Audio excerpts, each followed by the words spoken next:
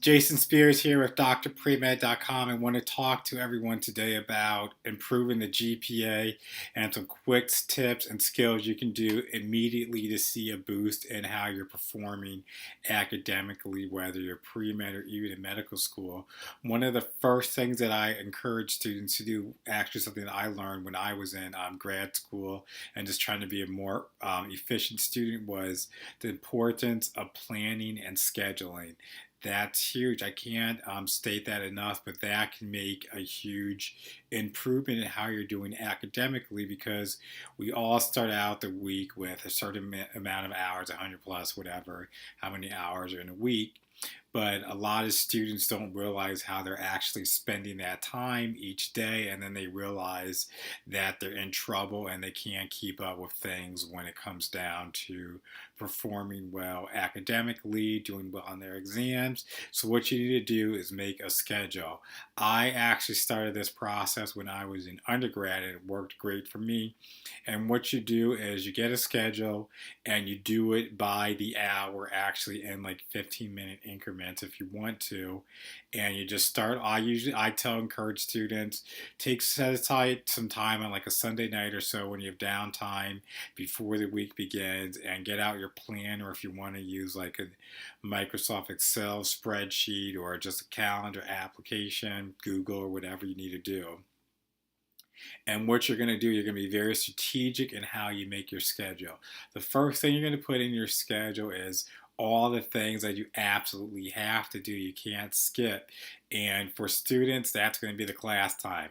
When you have class and when you have lab, you're going to start blocking out that time on your schedule. So you take a look at it and you're like, okay, I have general chemistry from 8 to 9:30 in the morning on Monday, Wednesday, and Thursdays. So you put that in your schedule, and then what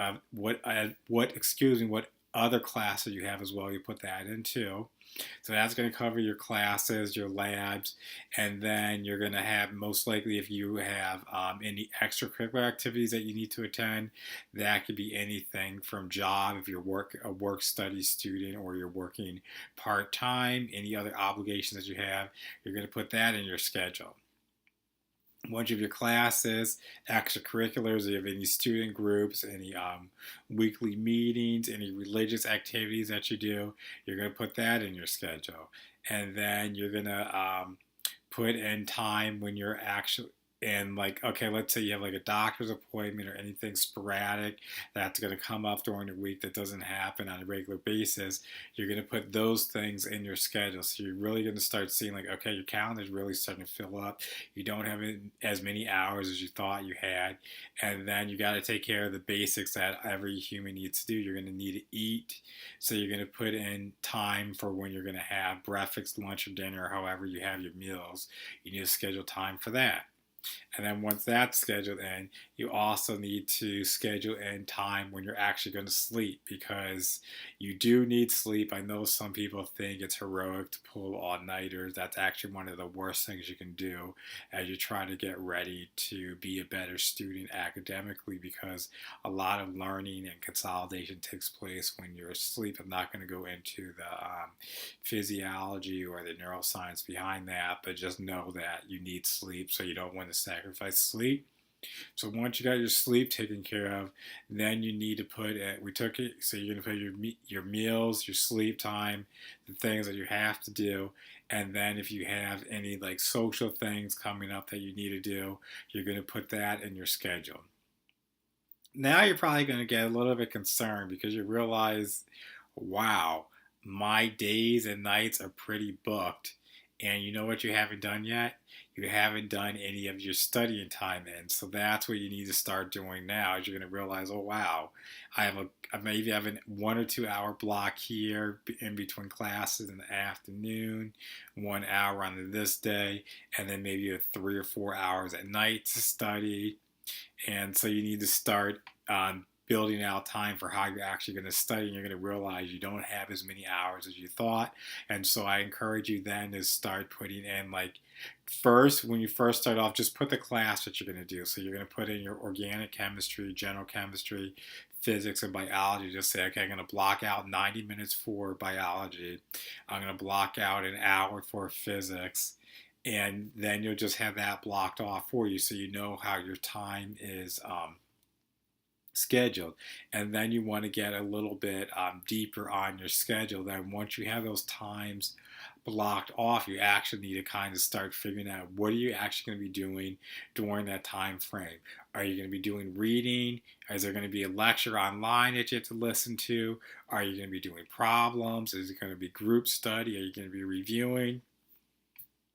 And so then you need to start blocking off what exactly you're going to be doing for that hour, that 90 minutes, or however much time you have to be focused on your academics.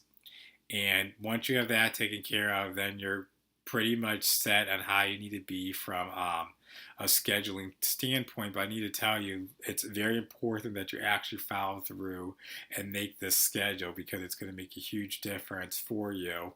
And one thing that it can do for you, even a psychological thing, is you're in college, you're trying to get to medical school, or you're in medical school and life happens, you have other things that are going to happen. There's going to be social events, there's going to be parties, there's going to be other things that you want to do, and you're not always going to be want to be in the books or studying. So when you have a schedule, you have blocked off time when you're supposed to be studying, and then you also have time when you have that birthday party you need to, that family dinner you need to attend, or that sporting event you want to go to, because it's blocked off on your calendar. And what that's going to do is going to help you out mentally and reduce the fatigue that you have, decision fatigue, because you're not going to feel guilty when you're at a sporting event. Let's say I'm a huge football guy. I really enjoy football, college football.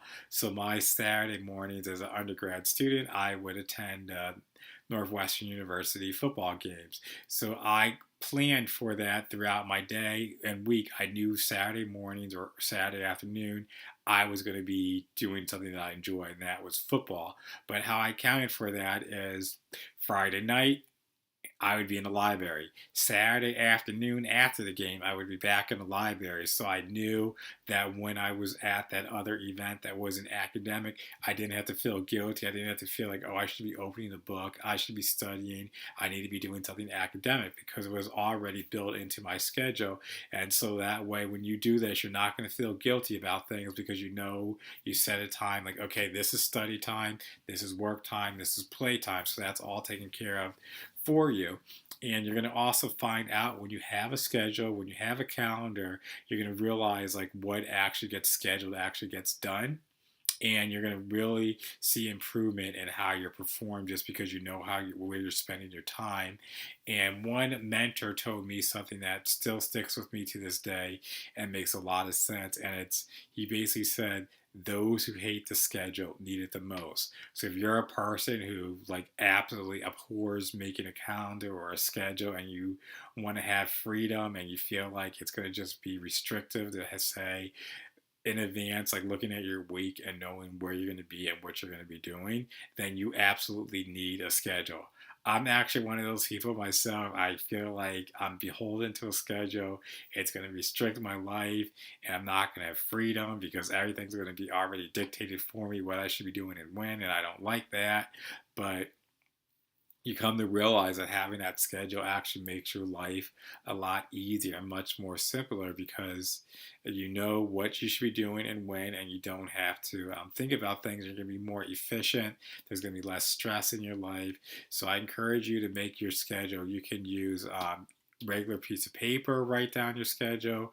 There's a lot of apps online that you can use as well, but the most important thing is to find a scheduling system that works for you, whether you're going to do it on paper or electronically, just something that you can access on a regular basis and just know where you're going each day and be accountable for your time, because time is one of the most precious commodities. Once it's gone, it's gone. You can't get it back.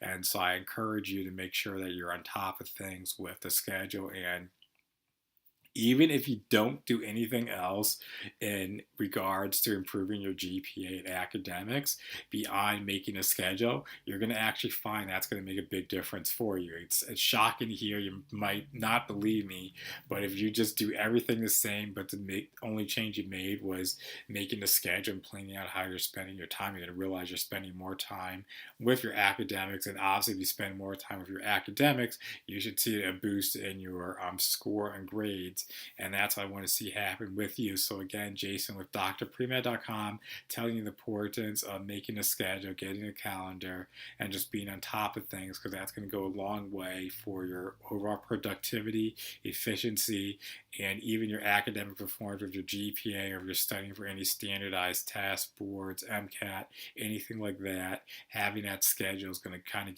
put you in a driver's seat of things and give you more control, and not where a day is going to go by and you're going to be thinking, what did I do today? I didn't accomplish what I wanted to do, and oh well, I'm going to try tomorrow. No, you don't have tomorrow. You don't have time. You need to get on top of things now and be efficient and get where you need to be sooner than later, because sometimes you're not going to have that later, and you don't want to be in a would have, should have, could have mode or panic mode or cram, because you're not going to retain information. But these are all different topics. I just wanted drill into you the importance of having a schedule, sticking to it the best you can. And on that, just things happen, life happens. If you get thrown off your schedule, just take a moment to regroup, reset, and just move things around, but don't just totally abandon your schedule if it's not working out. And scheduling is a process. It's going to change your life, so don't abandon it, stick with it, and good things will happen for you. So again, Jason with drpremed.com, sharing a little bit of tips and advice for you in regards to scheduling to be a better student.